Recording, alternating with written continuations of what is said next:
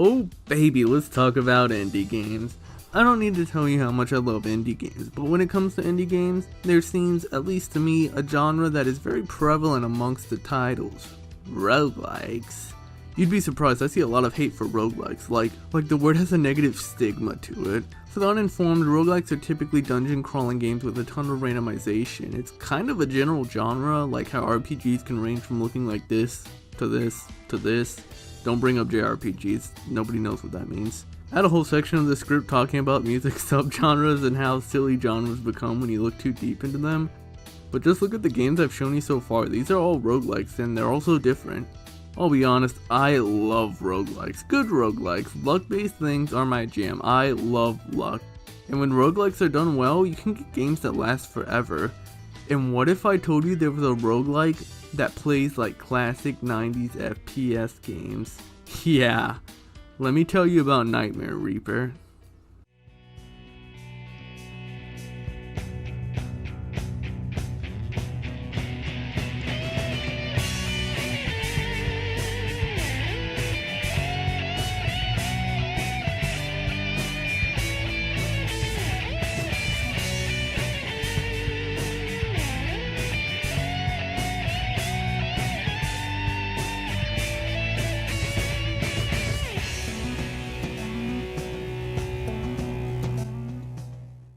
Nightmare Reaper was made by Blazing Bit Games, and it looks to be their second project into the gaming world. So how do the roguelike FPS work? Well, let's first talk about the story. Our main character here is Nightmare Reaper guy?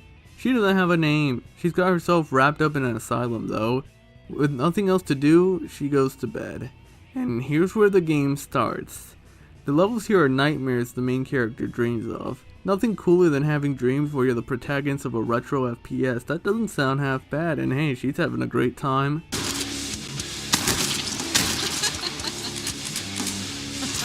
I'm honestly not sure what to say about the story. It's kind of really dark. I'm curious to see where they're going with it though.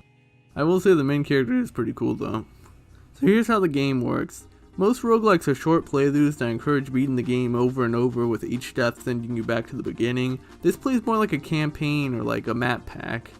The game is split into chapters or locations, with each chapter having multiple parts leading into other chapters. I actually kind of like how the end of one chapter will be the beginning of the next. It's all connected together. That's pretty cool. If you die, you restart the current part or level you're on, except it will be re-randomized. Level geometry is randomized, with randomized parts being used to make up levels. You end up seeing repeats, but the geometry changes with the different chapters, so things are always getting mixed. And it's not so simple as room-to-room linear levels either. There are split paths alongside doors that require colored keys or switches. So every level is just a mesh of different pre-built arenas, and I really like this. All these rooms make for some crazy combat scenarios that I never got tired of. Alright, I can't hold it any longer. Let's talk about the weapons. This game has an insane amount. Melee weapons, pistols, shotguns, automatic weapons, rocket launcher, magic weapons like books, staves, non-conventional weapons like bows or chainsaws with hook shots. This game is packed, and every weapon even has an alternate fire too. That's insane. With so many weapons, you may be wondering how the ammo is handled, and luckily it's very simple. Light ammo for pistols and shotguns, heavy ammo for basically just explosive weapons, and magic ammo for the magic weapons. Weapons like shotguns use more ammo per shot than something like a pistol, so it's still balanced. Melee weapons use no ammo at all, and so does this staff weapon. I never actually ran out of ammo, and I never went out of my way to upgrade my ammo either. But if you somehow manage to have no ammo or melee weapons, you have a kick attack you can do. Weapons are found randomly through enemies, crates, and challenge rooms. They come in multiple levels too. Level 1 weapons are pretty common, and you'll be picking them up often as you play through. I really like this, and I'll get into why later. Level 2 weapons are very rare, and they're pretty awesome. But man, you may not even see all of these. I only ever saw the harpoon gun and the magnum once. You're more likely to get level 2 weapons from completing challenge rooms. Every level of the challenge room, these rooms have no enemies and are basically obstacle courses. At the end of the chest containing a weapon, alongside a switch to disable all the traps. A weird design quirk of these is that there are sections out of the way with like treasure, and it's like, you could take this extra challenge to get there, or just go back after you disable the traps. All in all, I usually just run through and hope I don't die. You can also pick up random objects to use as weapons, from tables, bottles, explosive barrels, Andrew Holsholt. I never got tired of throwing explosive barrels, it's just so satisfying. Speaking of treasures, you can also get these from secret areas found through cracks in the walls you can kick through. Oddly enough, a lot of these lead into other secret rooms. These secrets are pretty cool, and you may recognize a few of the faces you see here.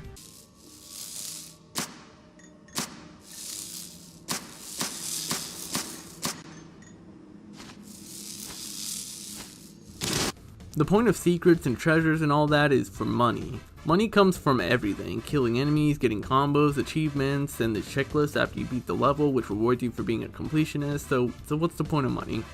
Upgrades. The menu for this game is a Game Boy Advance, which you can even alter the color of. As such, you can play a platformer game off it where the world map levels are abilities. Dashes, ammo upgrades, double jumps, speed upgrades, health upgrades, all the works.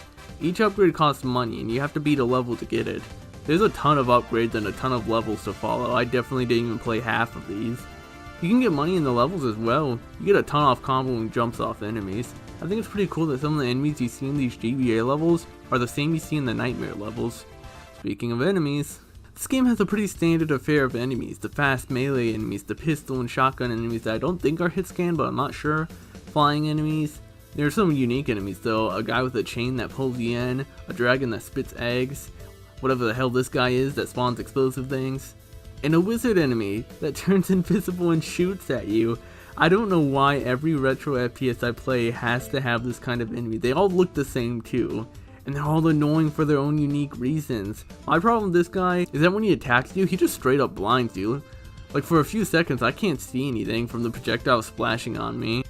Another interesting mechanic are events. Even if you see the same room again, there's some crazy things that can occur, like gravity getting flipped, this event that makes me think of the Joss from Ghoul's Forest, giving dogs bones, getting randomly attacked by elements.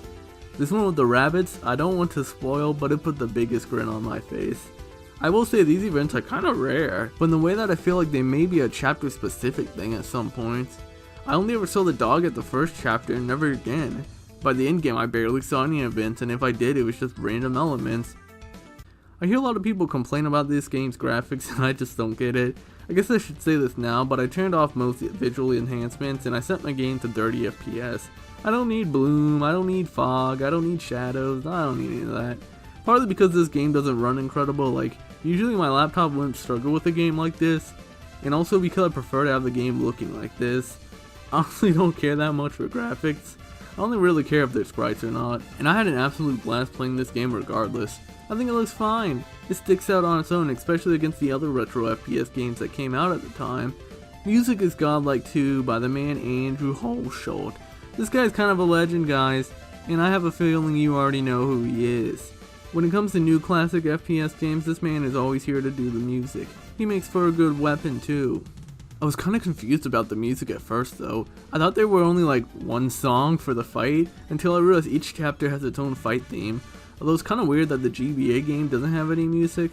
Sadly, the soundtrack hasn't dropped yet, for reasons I'll explain later, so I had no way of recording the music. I couldn't do it in the game either because the music is dynamic, so I would have to be in a fight for the music to play, and pausing dampens the music out. But yeah, this game does have dynamic music, and going into a room, holding an explosive barrel, and starting the fight off throwing the barrel, and hearing the music kick in, yeah, that is peak game.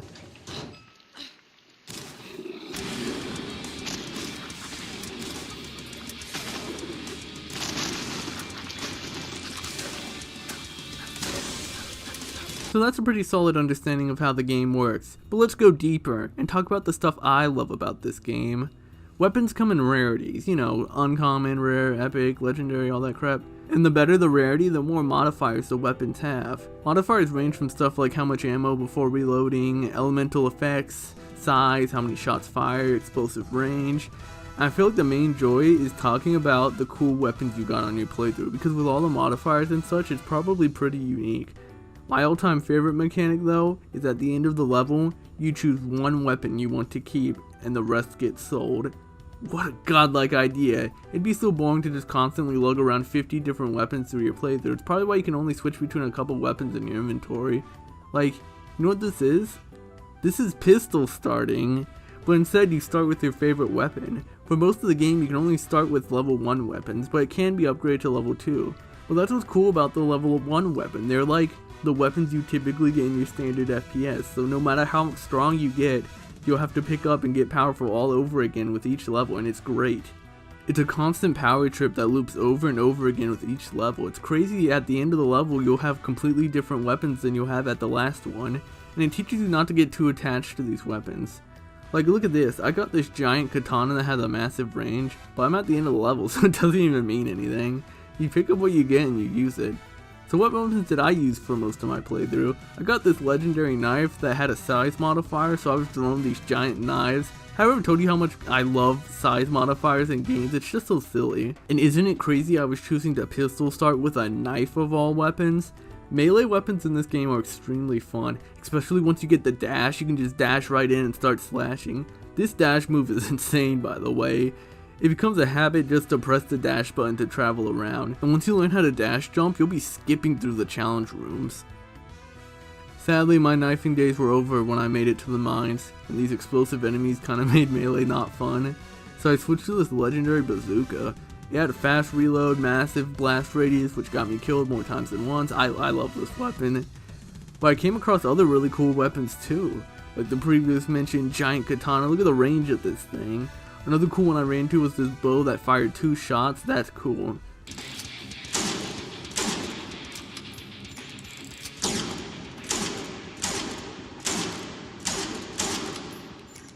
The thing that really hit me though is how I felt like the devs were actually a fan of these classic games. Like from the pistol starting mechanic to the checklist at the end of the level. How about when the main character picks up a weapon? Is that not the same laugh that Corvus does when he picks up a weapon? I love it. Even the staff weapon reminds me of the Elven Wand, and this bow weapon makes me think of Ghoul's Forest, and it has an alt fire being a fire arrow like in Ghouls vs Humans, this venom staff shooting like the fire mace from Heretic. Need I mention the drunk missile launcher from Rise of the Triad? You can even bunny hop in this game, which I didn't even know until I got the achievement for doing it. You can rocket jump as well. It all feels natural. They really nailed it. Finally, let's talk about the power-ups. These are awesome. The Nightmare Reaper power-up is pretty cool, just destroy everything. I managed to cheese 2 bosses by running up to them with this and doing the lightning attack. I didn't understand Horse Water at first, but it gives you a high jump and increases your fire rate, decreases reload time, all that. Time stop is just cool, pretty easy to deduce. Then we got Mirror. What a genius idea. I love this power up so much. It mirrors your current weapon, which includes stuff like reload animations, which give you 4 arms. I love silly stuff like this. It's like that 3-handed bond glitch from GoldenEye. Okay, let's pull back. This game isn't perfect, and I got a few bits of criticism about certain things. First of all, I know this in particular is likely intentional design, but when it comes to skill trees in games, you can always see what's up ahead. View skills you can't purchase yet, so you can see which route you should take. I think it's odd that you can't do that here. I know there's icons to tell you what the upgrade is, but first time playing, you won't understand what these 6 pixels in a box mean. I was speeding through the world, skipping all sorts of upgrades I didn't know about because I couldn't tell if it was worth going for them. Achievements. These are a cool idea, but I feel like the execution could be better. A lot of these achievements aren't anything you go out of your way to do. Kill this many enemies, get this much money. Like, yeah, I'm going to do that regardless. What about stuff like killing enemies with specific weapon types? Like, I didn't care too much for the magic weapons except for the fireball book. That is awesome. So what if I needed money for an upgrade and I saw in the achievement something like get 50 kills with magic weapons, so I start using magic weapons more. I'm encouraged to change how I play and make a decision. That's interacting with game mechanic stuff. They had the right idea with the kick achievement. I was kicking everything to get this crap early. Though a lot of these achievements give you barely any money, so what's with the end of the level checklist? The HUD only displays how many enemies are left and how much treasure is left. It's only treasures you currently see. If you break a box with a treasure in it, it increases. Why can't I see how many secrets are left? Secrets typically have treasures, mind you, so it goes 1 and 1. This is a typical Doom layout, guys. Kills, items, secrets. Also, I wasn't going to bring this up because I'm on a potato laptop, but this game does run kind of questionable. There was this one level that just crashing the game. I got this weird epic account error, like what the hell is this? Alright, final complaint. So enemies drop health in this game. Their appearance are these orb things, which I really thought was ammo at first, but it's health. Well, when you kill a flying enemy, these health items just float in the air, usually out of reach. I had a rocket jump to get some of these. Maybe this is why you should use the chainsaw with the hook shot, but when it happens outside, it's hopeless. You just can't grab it. You should give these things gravity or something. I know what you're thinking. Spacey, why are you making all these suggestions? Well, Spacey has been hiding something from you guys. If this game looks good to you guys, buy it. Right now. Okay. This game is in early access. Yeah, I know. Blasphemy. How could I? Yeah, shut up. What I've experienced is only episode 1 of 3 for Nightmare Reaper. Honestly, I'm satisfied with what I played for what I paid. This game is a steal, guys. They were even doing a weapon suggestion thread for episode 2. I personally feel like they need more interesting magic weapons. I know, I'm the kind of person who's into crazy, silly weapons and stuff, but hear me out. This double axe weapon is cool. We need more magic weapons like in Hexen, like the electric axe or the hammer with the splash damage, so hear me out. A whip, like a Morningstar or a mace. Normal fire costs no ammo and it just whips horizontally. Not a lot of range, but it knocks the enemy back a little so you can do the alt fire. The alt fire whips forward, costing magic ammo and maybe setting the whip aflame, some real Richter Belmont stuff. How about another infinite ammo weapon, but it's a slingshot that isn't that strong, but it has good knockback so you can knock enemies into lava and off cliffs and such. Or a rocket pistol, man. I love rocket pistols. Okay, it doesn't really matter because they've actually already finished all the weapons for the second episode. It's insane how many more weapons they're going to be. They could have just made more levels, but now they went one step beyond. Speaking of new things, they also plan on changing all the enemy sprites, which I think is pretty interesting. They're like when you put on the Calamity texture pack in Terraria. I didn't mind the designs. I like bright, colorful things, and I thought these enemies matched the aesthetic. But that may also be because I'm playing as flat as hell graphic settings. This could be an opportunity for replayability though. Beat the game and you can switch to the old enemy designs, that'd be cool. Don't let those designs go to waste, man. Anyways, this game is awesome. I had a lot of trouble trying to stop myself from replaying it. It really is that much fun. But maybe it's my love for Doom roguelike arsenal. Stuff like this is great and I'm glad it exists. I can tell you right now guys, when this game is finished, it is gonna be a dream. Crap, I already made a dream pun at the end of my Yuminiki video. Darn. Well, that's that for that. Nightmare Reaper is super sick, and I know I probably should be playing all these other throwback shooters, but this one was the one that caught my eyes. Hey guys, what can I say? Don't sleep on this game.